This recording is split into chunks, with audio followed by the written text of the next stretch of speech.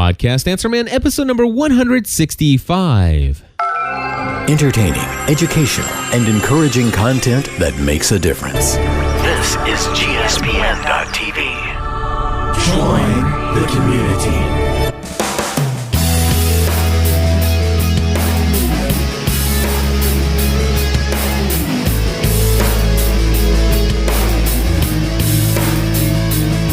Hello, everybody, and welcome back to another episode of Podcast Answer Man. My name is Cliff Ravenscraft, and I have a full show of topics for you today. We're going to talk a little bit about formatting SD cards and why you need to do that. We're going to talk about several billion new podcast listeners, an application for your iPhone or iPad that you want as a podcaster, more than likely, and really a whole lot more. I'm not kidding you when I say that, too. We've got so many valuable things. I wish I could tell you everything, but to be honest with you, I got a little bit of a late start this morning. As you guys may or may not know, I actually record live podcast episodes, 8 of them back-to-back on Thursdays from 8:30 in the morning until 5:30 in the evening. With a couple breaks in between and usually a quick bite to eat for lunch. But anyway, I got started a little bit late this morning, and so I haven't quite previewed the questions that are submitted via voice feedback, although we certainly got lots of them, and I want to thank each and every one of you for calling in on our voicemail feedback hotline at 859-795-4067. Of course, that is how you can get your questions answered for free here each and every week at podcastanswerman.com. Again, the phone number 859-795-4067. And to get things started, I will go ahead and let you know that I am very excited about a brand new piece of technology that I just picked up this week, and it is my iPhone 4. I am in love with this piece of technology. In fact, if you go to podcastanswerman.com/iPhone 4, you'll see a little bit of a blog post that I put on there at the site, and I actually took some sample videos with the phone. I took 3. There are 3 different embedded videos at podcastanswerman.com/iPhone 4. One video is using the front-facing camera that is new in the new hardware, and it does very good quality video. The only thing I'm not crazy about is the fact that it is not widescreen. Though what I am crazy about and what I love is that the front-facing camera allows you to actually be able to see yourself in the screen, so you can actually see whether or not you're in frame or not. Now, I did the second video that I did was testing the rear camera, which is now upgraded to 5 megapixels for your photos that you'll take. And it has also been upgraded to where the video it takes is at a resolution of 720p, which is high definition. And it actually does pretty darn well. Now, I will tell you the one thing I don't like about the rear camera is the fact that I can't tell whether or not I'm in the shot. So I have to get a little bit better of learning maybe where, in what direction or exactly what placement I need for me to be in frame if I'm going to record myself with the rear camera, which is widescreen, by the way. And I did another video, which was actually recorded in an undisclosed location in my home, namely a room in my house where there is no window. And it is very small and very, very, very dark when you close the door. So with that being said, I went into this certain room within my home and I turned on the LED light that comes with the new iPhone. And my friends, it is bright. It is very bright and it is awesome. It does a great job. In fact, during the video titled iPhone 4 Video Light Test, it is amazing. When I actually turn the light out during the video, I mean, it goes pitch black. And then you can see me turn it back on. Very cool. Check it out. My friends, I am going to be doing a lot of YouTube videos now. Before this, I had the iPhone 3G, which did not have any video capabilities at all unless you downloaded some of the applications that were available out there and stuff like that. One of the things that I noticed, and I'll put this out there because I know a lot of you guys are smarter than me in a lot of areas, so I want to throw this out there. I was playing around with the Ustream application, the Ustream Broadcaster iPhone app. And when I turned it on and I was broadcasting from my iPhone 4, I noticed it had like a blue tint to it. And I'm like, matter of fact, I tried that before I tried doing these YouTube videos. And I was afraid there was something wrong with my camera. And I went over to QUIK.com and I wanted to try it over there. And same thing, it's got this blue tint to the video. I mean, it's like just like it's kind of like got a layer over it. And I thought something was wrong, but if I go and I record both front or rear facing camera using the if I'm using the iPhone to record video, it does perfectly well.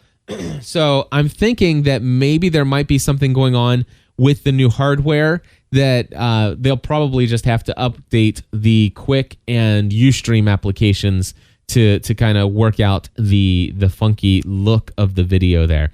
But overall, I'm very pleased with my new phone. It is outstanding. I love it. It is, it's awesome. So you guys, if you're interested, there are going to be a lot more YouTube video blog updates all over the place here at podcastanswerman.com and just everywhere. If you want, you can subscribe to my YouTube channel. It's youtube.com/CliffEOTC. That's youtube.com/CliffEOTC. And not many people know that old username anymore. It's been a long time since I used that. I tried to get GSPN wherever I can. But Cliff EOTC, that stands for Cliff Encouraging Others Through Christ, is what the actual letters stand for. But you can go there. That's my YouTube channel. And I will tell you, if you go to that YouTube channel, it's going to be everything I do. So some of it might be podcasting related, some of it might be family related, some of it might be, well, it could be just anything. You never know what you're going to get there. One of the things that I've been playing around with, though, is the idea of creating multiple YouTube channels. One for podcastanswerman.com, one for Pursuing a Balanced Life, one for something called, I don't know, Cooking with Stephanie? I don't know. There are all kinds of ideas here, but for right now, I'm just putting them all in the one YouTube channel. And what I do is I really don't like pointing a lot of people to the YouTube channel, but instead what I do is I actually upload them to YouTube and then I embed them on my own individual sites. So more than anything, follow me on Twitter at twitter.com/GSPN, or you can follow me on Facebook at facebook.com/CliffRavenscraft. And typically anytime I put a YouTube video up, you'll get either a Twitter message or a Facebook update from me, letting you know where you can view those. So again, first item of the business today is my iPhone 4. Absolutely love it. Love it. It's amazing. Totally awesome. All right, so moving along. Formatting your SD cards. This is something that I'm going to ask next week. I'm going to have Chris Biting on the show next week. He's my co-host for Help I Got a Mac. He was out of the studio today because he was out there buying his iPhone. Anyway, he got his iPhone at the Apple Store, and so he missed this week. But next week I'm going to ask him about this because this is something that I've noticed. Anytime I have a device that I plug in via the USB, whether it be a thumb drive, whether it be like the Kodak camera or any kind of SD card, anything that has flash memory on it, when I go in and I use the Finder, if I actually use the Finder in the Mac computers out here, the iMac or MacBook, whatever, if I actually go in and I have the folder open with all the contents of that disk, that SD card or that flash memory, if I go in and highlight all of it and delete it all, and I just use Command Delete, which removes it off of there. Well, as far as the Mac is concerned, it actually shows that as being empty. However, for some reason, when I stick it back in, let's just say to the Edirol recorder, and the SD card's in there. Now, if I go through the Finder on the Edirol, it shows that there's nothing on the SD card anymore. It shows it's all gone because it removed all the file name information. but for some reason it doesn't remove the data. It doesn't make the data. They're saying you have to empty the trash first. Well, anyway, I'll come back to that in just a second. But let me go back to the issue here, is that so basically what happens is I stick the card back into the Edirol, and the Edirol sees that there's nothing on there. But the thing is that if I actually am going to record something else on the file, if all of a sudden I've used up all the space on the card, had I never deleted any of those files, then the card is actually still getting fuller and fuller and fuller. So last week I was recording an episode of Family from the Heart with Stephanie, and out of nowhere, even though before I started that show, my card had no files on it, but what happened was I actually hit record, and it had been so many recordings that I had put on the SD card, even though it's 2 gigs. The card actually, the Edirol stopped recording because it said disk is full. And it was the only thing on there. And then, of course, all I did is I went ahead and pulled the recording that it kept, because that's the nice thing about the Edirol, is that if all of a sudden it runs out of space or the battery goes dead, it will actually shut it down. It'll stop the recording first and then shut it down on you. So that you don't lose what you had recorded up to that point, which is great. So I actually pulled that off, and then I went in and formatted the card. And then I went in, and of course, now it says, wow, you've got all this, you got 2 gigs of space now. Anyway, everybody in the chat room is saying that when you actually go in and you delete something off your SD card, they're saying you have to empty your trash. And the problem is, I don't like emptying my trash. I send things to my trash all the time, but I oftentimes like to go in there and pull something out of the trash that I deleted. So I don't like to delete or to empty my trash. Now, about once every 3 or 4 months, I'll go in and I want to free up some space on my hard drive, and then I will empty the trash. So here's basically what I want to do, and what I wanted to suggest to you. If you use an Edirol recorder, if you use a flash-based video camera, and you're porting all of your content over to your Mac, and then you are deleting that content on the Mac using, it's called the Finder, I believe is what they call it. When you are using that to delete everything, then do yourself a favor. When you go and stick the card back into your device, once you've unplugged your video camera from the Mac, then as long as you didn't have anything else on there that you want to keep, then what I would do is I would then go in and format the memory. And if you format the memory, you'll be completely fine. It'll wipe all that data away. Another option here is that when you actually have the SD card plugged in to your computer, what you can do alternatively is don't use the Mac to delete it. Unplug the SD card, or unplug and put it back in your Edirol recorder, or if you're just keeping the SD card in the recorder and you're using the USB plug, what you want to do is after you're finished, remove the USB plug, leave the files on the SD card, leave them in the recorder, and then just use the Edirol or use your video camera's menuing system to go in and find and delete those. So those are the 2 different things that I'm going to suggest. Now, Daniel's in the chat room. He says, how about moving the files to your computer instead of copying them? And so my question to you, Daniel, is how do you actually move a file? Because I mean, if I can figure out how to do that, I will do that instead, because I never want to keep the original myself personally on the card. So the only thing I've ever done is I've opened up the Finder and I drag the file over to my desktop, and boom, it's gone. And he says you hold the Command key as you're dragging the file. So I'll tell you what, when I'm finished with Podcast Answer Man, I will give that a try. And so you're saying that if I move the file, that will keep that will actually remove the all the data and stuff from the card. So very cool. And it says the plus symbol goes away, indicating that you're about to move, not copy. Very cool. See, this is why I put it out here, my friends. I call myself the podcast answer man. It's not because I have all the answers, but it's just that I'm devoted to trying to find the answers. I have a lot of answers too, but I'm very thankful for the folks that are in the community. And I love doing this show live because I'm able to get these answers right here as we're recording the show. And by the way, Daniel's actually going to test it real quick, he said. So very cool. I'll tell you what, while I take a drink, why don't I turn to my first question, which again, I have not previewed any of these questions.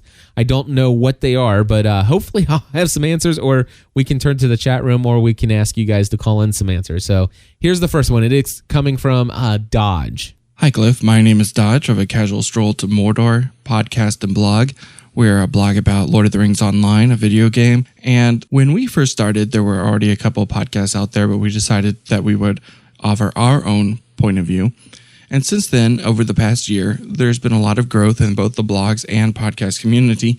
It originally started off quite friendly and actually doing things that you suggested, like getting to know each other, working together, becoming friends, and things like that. But recently, it's taken a downturn. I'm not sure if it's because a couple of podcasts, including our own, have just gotten sponsors, but it seems right after then, a couple of other people joined, and although we still stood together and tried to create a community, it seems that there's been a lot of kind of two-faced, almost high school behavior, if you know what I mean. We have a lot of people saying, "Oh, you're great, let's work together," in one case, but then when they go on their podcast, they will gripe about the other person, and they'll make slights against somebody doing something and on another podcast. And it's just really kind of dismayed myself and my wife, who run our own podcast. We've tried to stay pretty neutral, be the Sweden of everything. And recently, we've begun to see that there are hits taken at our own podcast. So we're a little dismayed, and we don't know what to do. And we were wondering if you had any suggestions. Currently, we're just thinking about pulling back from everybody else that is behaving in this manner and trying to continue the community as best we can, or just pulling back altogether. We really don't want to pull back away from anyone else or make a big deal out of it. We just kind of want to continue doing our podcast the way that we do it and having a good time and enjoying the community as a whole. I just wondered if you had any insight on what you would do in this case. I know that you're a big proponent of getting to know those who have similar podcasts or that are in your community and banding together, but what do you do when people start to poison that well? Thank you. Alrighty, Dodge, thank you so much. And wow, what an awesome question. And to be honest with you, it's really the first time this question has been posed to Podcast Answer Man in the 165 episodes now that we've done. So I love getting a fresh, brand new question that I've never had before. And the answer to your question is, if somebody starts to poison the well, don't drink from it anymore. I mean, seriously, you're absolutely right. I am a huge proponent of saying, hey, one of the greatest ways that you can extend the amount of people who are exposed to your content is to join other communities that are focused and surrounded in your niche. Now, the thing is many people out there will try to say that I just don't want to do that because I'm afraid of competition. I don't want to step on anybody's toes. I'm not suggesting that you go in and you start spamming people. It's like, hey, this is a great podcast. I love this podcast. Oh, by the way, come check mine. That is the furthest thing you want to do. In fact, I remember back in the day, it used to really turn me off when people would come onto my show or come into the chat room, and they would just, they would come in. I'd never seen them before in the chat room, have no relationship with them at all, first time ever. And then all of a sudden, the next thing you know, they're starting to hyperlink in the chat room to their shows. Like, hey, come out, check out my show. And it's like you have to build a little reputation and rapport with these people. And then what you do is people just all of a sudden they ask, so who are you? What do you do? And I oftentimes will encourage people, say, hey, if you're going to call in, don't do a 30-second commercial for your podcast on my show, but you can certainly call in and say, hey, hey, this is Dodge from, I can't remember the name of the podcast right now, but from the such and such podcast, and then go on. You don't have to give the URL or anything like that stuff. If you have a name of your podcast, people they hear it, and then all of a sudden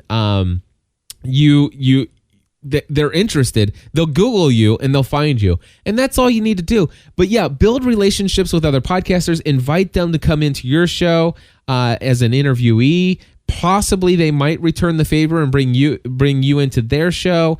This is a great place. And I encourage podcasters all the time to not see the people in your industry, in your niche, and your other people podcasting about the things you podcast about, not to view them as competition, but to work with them in cooperation, because people who are passionate about your topics, they're going to be interested in hearing multiple different podcasts about that topic they're so passionate about.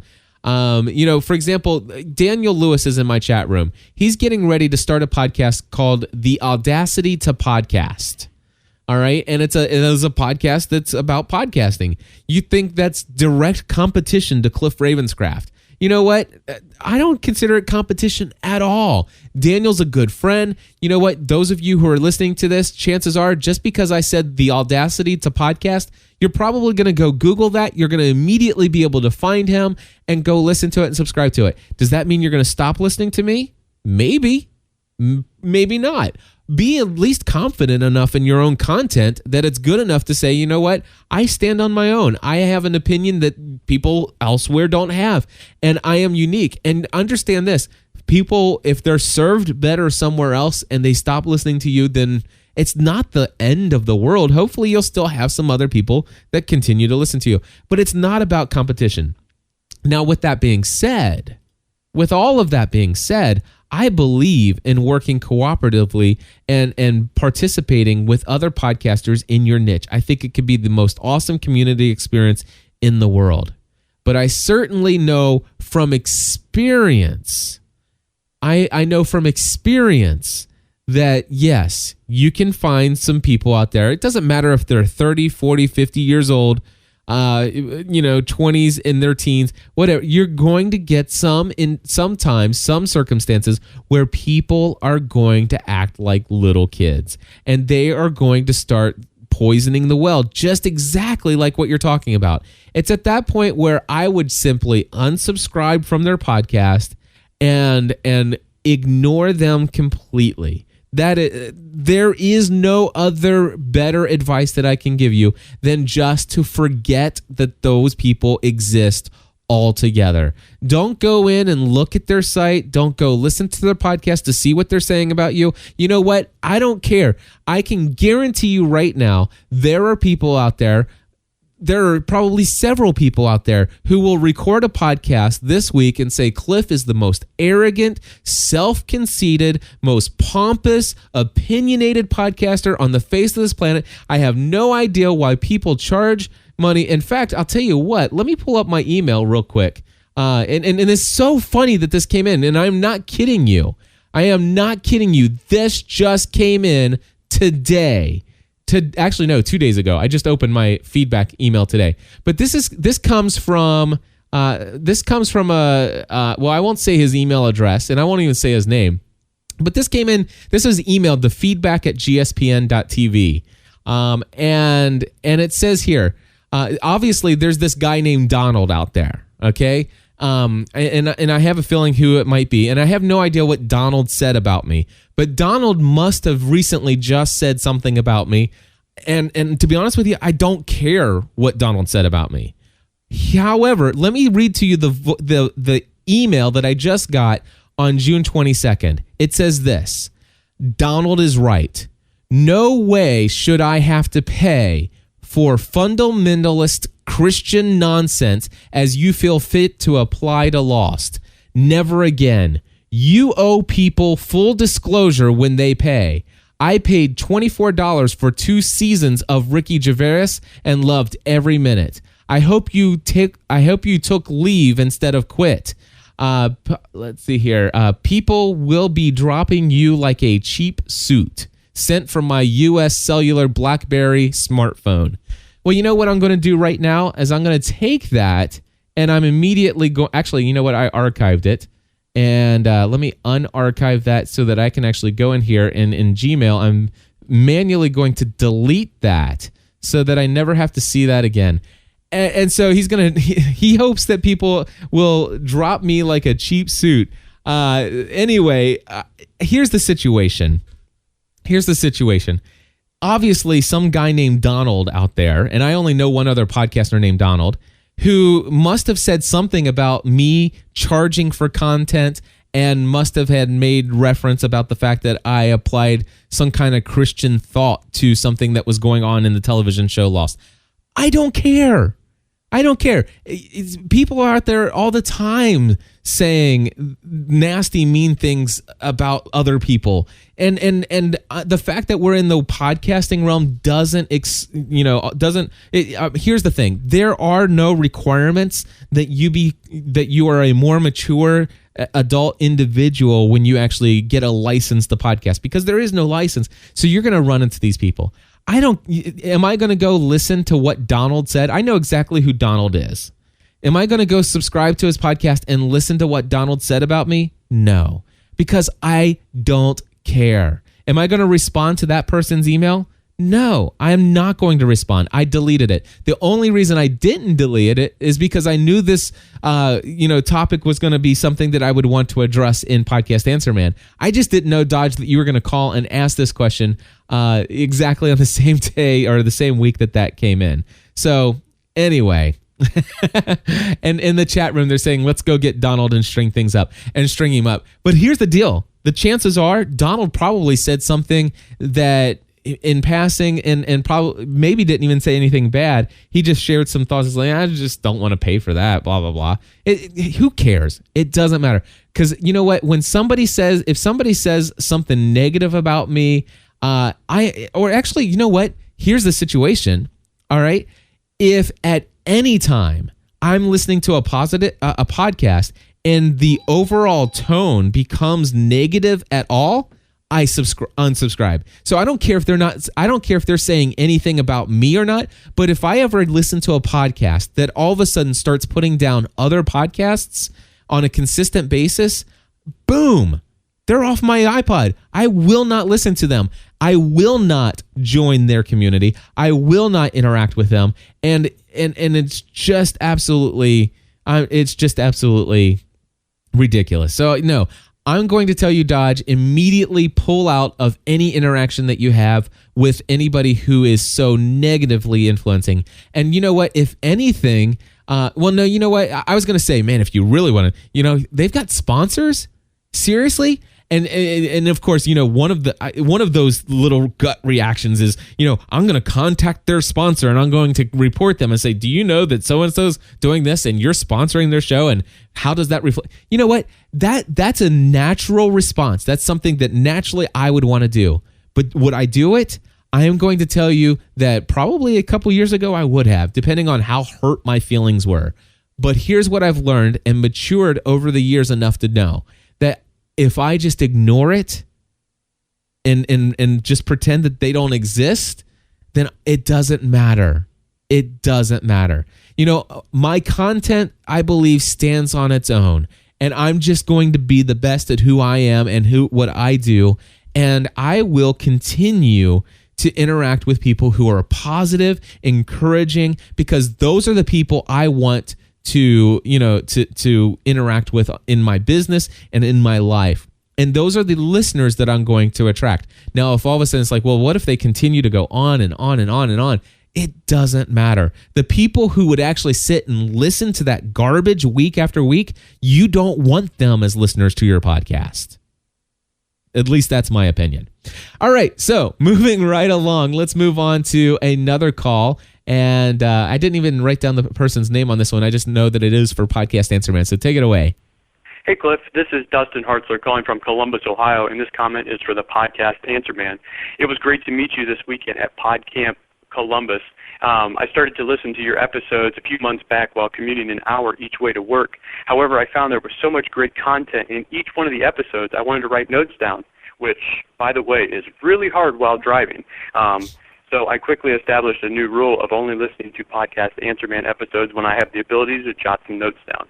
Thank you for being so passionate at what you do and sharing all this information with us each and every week. I look forward to implementing a podcast in the near future to help to expand my business. Thanks again for all you do. Now, back to the show. All right, Dustin, thank you so much. It was great to meet Dustin, by the way, at PodCamp, as well as everybody else that I did. Now, I've been getting a bunch of emails, and folks want to know if I recorded my session at PodCamp Ohio, and I did. I did a session called How to Make Money with Your Podcast. Or no, it was called Making Money with Your Podcast. That's the title of the talk that I gave at PodCamp Ohio. Now, what I'm going to do is something I've never done before. I'm not going to ask you to pay for it, but I am going to ask for something in return. I will give anybody who wants this, I will give you access to download and or listen live via the stream on the web to the talk that I gave. I recorded the first hour of the session. And I say first hour because I was scheduled for an hour, and then the room that I was in was not being used the next hour after that. So I actually extended my session for an additional hour for just question and answer. And I didn't record the question and answer. And I did that on purpose because I knew people wanted to ask some very personal questions. And I was very candid with some certain details about different areas of my business that necessarily aren't the best to just be broadcasting out, personally. Although even there's still even, some things that I shared as far as numbers and pricing and income levels and stuff like that with podcasting that I shared in my talk. And you know what? I'm going to make it available to anybody who wants it, but here's the thing. It's only going to be available to people who are on the podcastanswerman.com mailing list. So if you want to have my Making Money with Podcasting, Making Money with a Podcast, I can't remember the title that I gave it, but anyway, if you want access to that talk that I gave at PodCamp Ohio, then I am going to tell you, here are the instructions. Send an email to assistant@podcastanswerman.com.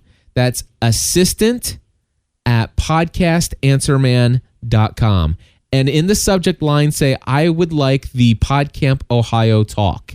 All right. And by sending that message, you agree that if you are not yet on the Podcast Answer Man list, that you are okay with us putting you on the Podcast Answer Man list. Let me explain to you real quick the Podcast Answer Man mailing list, what it is. It is by far, in full disclosure, it is the method, the mechanism in which I actually promote my services and or products. So if I actually have a webinar that I'm going to be doing, I will email you a note saying that I'm going to do a webinar and this is the cost and this is how you can sign up. If I have new digital products for sale, this is where I'm going to put that out. Now, with that being said, I want to let you know that I've had the podcastanswerman.com mailing list since October of last year. So far, I think I've sent out a total of 2 or 3 emails to that list. So I don't send out a lot of email, but when I do send out email to my mailing list, I want you to know it is going to be nothing more than me pushing my products and or services. So with that being said, I want to encourage you to, if you're not already on the list, go to podcastanswerman.com/mailing list, and that will get you right on there. And then send an email to assistant@podcastanswerman.com, and my assistant Andrea will confirm that you're on the list, and she will then send you a link to the website and the password to be able to access that password protected page on the site. So there you go. Very exciting. I had so much fun. And by the way, it was, every time I speak at PodCamp, I love it. I absolutely love it. And this year, I really enjoyed it. I had a huge room, which was great, and it was packed. I love having packed rooms. I'll tell you what, I'm going to tell you right now, and I'm going to put this dream out there. I have a dream where one day I'll be able to get up in front of 2, 3, 5,000 people.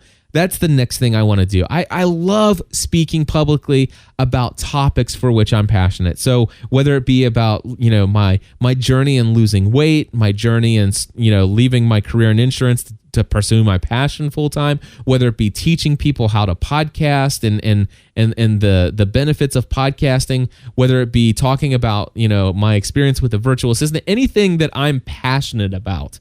I just love to get in front of people and talk, as if you couldn't tell from my weekly podcast. But I really enjoy physically getting in front of people and talking. And so if anybody out there wants to hire me or to come and speak at your event, please contact me. Actually, no, don't contact me. Well, yeah, you can. If it's not related to that, go ahead and contact me. My email address is cliff@podcastanswerman.com. So if you want to hire me to come out and talk, go ahead and send that directly to me.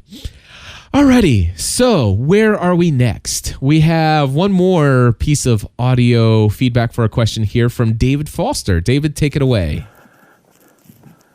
Hey Cliff, this is David Foster calling from Nashville, Tennessee with the David and Paula Show. I have a question. How do you change your picture, your graphic, and also the subject line in iTunes? Right now, if you go to the David and Paula Show, we have a picture that I want to change. And underneath it, it says personal journal. I want to change that to something more relevant, self-help, kids, family, something. This is a podcast about marriage. And so I'm sure you've dealt with that, and the people I talk to seem to be a little fuzzy on how to get that done. And the second part of that question is, does that designation there, like self-help or podcasting or leadership or finance, matter in search results? Thanks a lot, Cliff. Appreciate the show, the Podcast Answer Man, and a lot of us down here in Nashville listening to you. Appreciate your good work. All right, David, thank you very much for submitting that audio question. And to answer your question, first and foremost, if you set it up the way that I prefer setting it up, you use a software service, a service called FeedBurner, FeedBurner.com. It's owned by Google now. Feedburner.com. And what you do is you take the RSS feed from your WordPress site or whatever this blogging tool that you happen to be using. You take the RSS feed there and then take that over to FeedBurner, and FeedBurner turns it into an iTunes compatible RSS feed, meaning that it has all the metadata that's necessary to populate your listing on the iTunes page exactly the way you want it to appear in the iTunes listing. Well, if you're using FeedBurner, which I don't know if you are or not, but whoever set you up, if they set you up with a FeedBurner feed, you just go into feedburner.com, log in with your Google ID, and then you go into you'll see a list of your feeds. I assume there's only one for your podcast there. So you click on that, and then there's a little tab there that says Optimize. And if you click on Optimize, there are two things that I want to encourage you to do. Number one, for the artwork, you would actually go to SmartCast. So under the Optimize tab, on the menu to the left, there'll be a little thing that says SmartCast, and it'll say iTunes and podcasting settings. You click on that, and then it'll show you some options over to the right. Over to the right, you are going to see where you can actually input a URL of an image. Okay, and this is where you can actually update your image that's associated with your RSS feed. And so you just basically upload that artwork anywhere on the web, and then you put a link to it there in the SmartCast tab on the SmartCast section under the Optimize tab. You click Save Changes, and then it will eventually change iTunes. Now, don't expect this to happen immediately, and I've seen it happen as early as 2 or 3 hours, and I've seen it take as many as 2 to 3 weeks. And usually what I find is that when you go into iTunes and do a search for a podcast, the overall search results, if you pull up there, I've noticed that actually has taken usually 2 to 3 weeks. But if you actually click on the listing a day or two later, the listing itself, your actual page in iTunes, will have the right artwork, but the search results still will not. But the thing is, that's where you would change it if you're doing iTunes.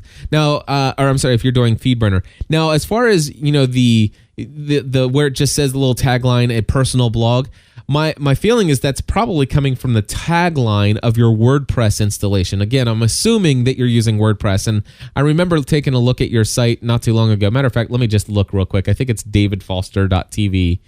So let's see here. I remember browsing around. And all I'm going to do is I'm actually going to go to davidfoster.tv/WP-admin.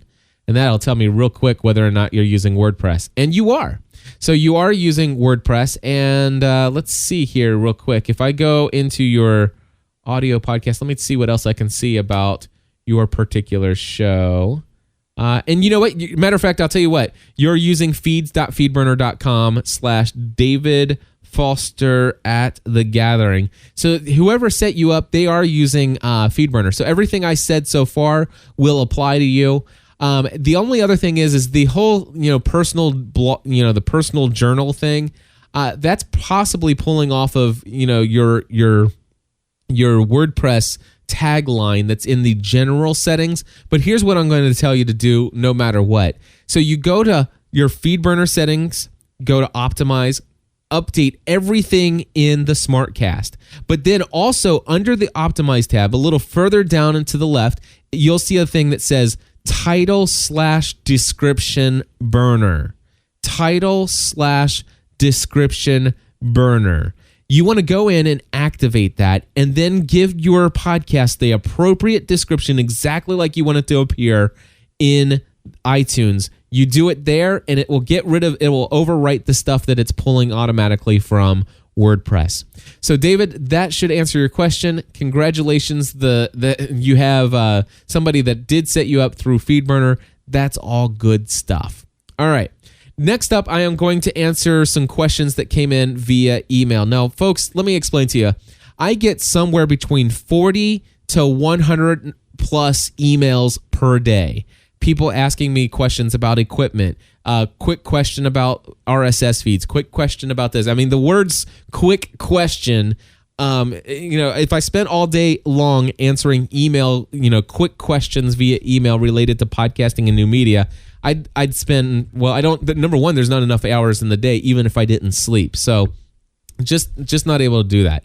But what I'm going to ask you guys to do, if you can't afford in your budget to hire me as your consultant, my going rate right now is $150 per hour. Or if you can't spend $100 for 2 hours worth of 2 or 2.5 hours worth of a training video product for $100 that I've put together to answer a ton of questions, then if you want some answers for free, I would love to invite you to call our voicemail feedback hotline here at 859-795-4067. Again, the phone number is 859-795-4067. This is where I answer the questions for free, because here I'm able to answer the question for you, and literally thousands of other people can benefit. So that's why I like to do it here in this way. Now, I haven't yet responded to Juan, but I am actually going to answer Juan's questions here, and then I'm going to email him a link to this file. So here are the 3 issues that he says. He says, let's see here. He says, I've been listening to your show for several months. I love it. I recently started my Skype interviews for a new podcast I'm working on. And here's an example of my interviews. I record on Skype, edit on ScreenFlow, and publish to Vimeo. But I'm having a hard time creating the audio file to submit to iTunes, and all the ID3 tags and all the ID3 tags thing is driving me nuts. I'm trying to create an audio version of the podcast. Here he says he's got 3 issues. 3 main issues. Number 1, where in Audacity, GarageBand, or Podcast Producer do I record the MP3 file, and how do I insert the ID3 tags appropriately, artwork, and so forth? All right. So first of all, I'm going to just assume for just a moment that you're using a Mac, because you had mentioned that you're using ScreenFlow to edit your video. I know this because ScreenFlow is a Mac-only software, and I use it and love it very much. So anyway, knowing that you're using a Mac, I'm going to suggest that you either use Audacity or GarageBand, and you could use that to actually record your audio. Now, as far as how to record, how to do the ID3 tags, I am going to suggest on the Mac that you use a program called ID3 Tag Editor. Hold on one second, and I'll see if I can pull it up, because Yeah, it's just called ID3 Tag Editor. And let me see if I can find a little thing in here. It says about editor help, services, file, edit, options, window, help. Okay, so let's go here and see if this help file brings up anything about where I found it. Okay, here it is. It is pa-software.com. Now I'm going to do this. I'm going to go there real quick to see if it works. Because I just found it via a Google search. pasoftware.com. All righty. And that takes me to a Windows login process. And then under products. Okay, so yeah, you go to pa-software.com, and then under products, there's a drop down, and then all of a sudden you go to ID3 Editor. Okay, and then of course you can download it from there. It looks like they have a Windows and a Mac version of it. So that's what I would suggest that you use to add the ID3 tags. Now you can actually do some of that when converting to MP3 files. In Audacity, you can put some of the tags there, but you won't be able to use Audacity to do your artwork. Same deal with GarageBand. You're not going to be able to do your artwork there unless you're doing it as an AAC file, which I know is coming up as one of your other questions. But anyway, so to be able to do all your meta tags and do all of your ID3 tags, I'm going to suggest that you go to PA-software on the Mac to get your ID3 editor software. All right, so the second main issue he brings up is he says, I'm confused with the .mp3 or .m4a file. The MP3 doesn't contain the artwork and the M4A does, but everywhere I read, they mention MP3 files. Confused here. Well, the .m4a files are really for these things called enhanced podcasts, and they don't work on all MP3 players, portable audio playing devices. So what I want to do is I want to suggest that you use the .mp3 format, and like I said, if you use the ID3 tag editor, it's how you get the artwork and it's how you get the edited tags. So basically use whatever software you're going to do to eventually get it down to an MP3 file. And then what I want you to do is once you get it to an MP3 file, then you use this software to edit your ID3 tags. And then question number 3 says, use FeedBurner or not? And it says, so some of the forums says it's not good. Others says that it is good.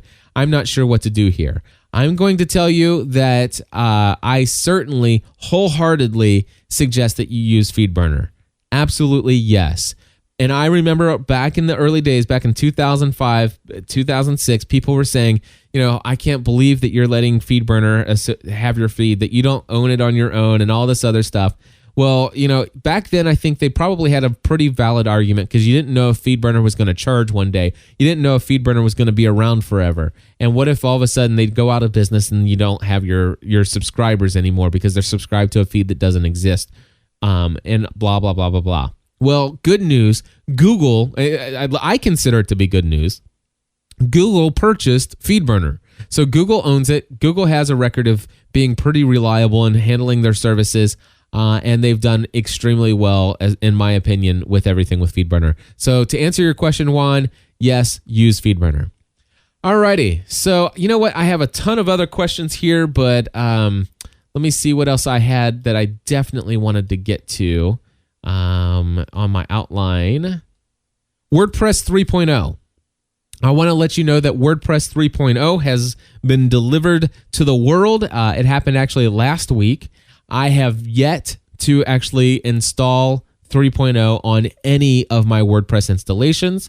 My opinion on that is to anybody out there who's thinking about upgrading your existing podcasting website, I would suggest that you consider trying out, a test version of WordPress 3.0 with the plugins that you use and stuff like that. Make sure that it works. Certainly, absolutely, 100%, you want to do a complete backup of all the files in your WordPress directory. and subdirectories, and you want to certainly do a backup of your database file before you upgrade. And then, of course, you could give it a try. I eventually will get around to it. I am not in any rush to do so, though I think my next big project is going to be the gspn.tv site. It's the only site that I still have, or actually, no, I still have two sites that I run regularly that are on the Studio Press or the old Revolution themes, and I want to move everything over to Thesis. So gspn.tv is going to be moved over to Thesis, and I think that once I move that over, I'm actually going to upgrade that one to 3.0. So I'll be a guinea pig, and I'll keep you updated as I learn how that goes through the process. I was looking at Libsyn, their website the other day over at libsyn.com, and I saw that they actually posted something on one of their on their blog, and it says the iTunes podcast store is coming to 67 new countries. And I'm going to read this from them. It says here, June 29th, 2010 will mark the 5-year anniversary of the iTunes 4.9 software, and as a podcaster, you may know that this is when podcasting support was officially added to iTunes. That is also when iTunes podcasting page was launched. But what you may not know is that over the past 5 years, the iTunes podcast pages have only been available in 23 countries, and those 23 countries represent less than 15% of the world's population. Now, almost 5 years since the launch of iTunes 4.9, Apple has just added iTunes podcast pages for 67 more countries, including all 4 of the BRIC countries, Brazil, Russia, India, and China. These 67 countries represent 4.3 billion people. And it is, that is 64.2% of the world's population. And when added to the previous 23 countries, that's a total of 78.9% of the world that is now covered by iTunes podcasting pages. So let me tell you something. What does this mean? That on June 29th, 2010, look for the next big spike in your subscription numbers. If you are not in a place where you're listed appropriately in the iTunes store, you definitely better get in there. And my friends, if you have a podcast that is somewhat popular already, but would be extremely popular to people in China or to people in Brazil and all these other people, and you are not hosting this on a place that is meant for media hosting, then I certainly suggest that you start considering a transition over to an unlimited bandwidth data plan, because who knows what might happen as a result. So anyway, well, friends, that is going to do it. I want to say thank you again to subscribing to the Podcast Answer Man podcast. And again, I want to let you know this podcast, of course, is sponsored by me, Cliff Ravenscraft, podcastanswerman.com. I want to encourage you to think of a couple different ways that if you are interested in helping benefit me and what I do in return for providing all this content for free every week, I want to suggest that you consider one of the following. So you could hire me one-on-one for consulting at $150 an hour. You could actually become a gspn.tv plus member over at gspn.tv/plus. Or you could check out podcastanswerman.com/webinar. That's WEBINAR. Podcastanswerman.com/webinar. And you'll see a list of all the training products that I currently have available. They're video training products. And the one I really want to suggest is the Social Media 101. It's 2.5 hours in length. It only costs $100, and it is exactly everything that I shared for 2.5 hours with folks about how I built my brand online, how I use social media to build relationships with my audience. If you are interested in learning all of that, then you want to check this one out. That's the Social Media 101 webinar. You go to podcastanswerman.com/webinar. You'll see a list of all the other products that I've got together there. But again, it is my pleasure and my honor to have you guys as subscribers to this podcast. I love doing this every week. and I just want to say thank you for joining me.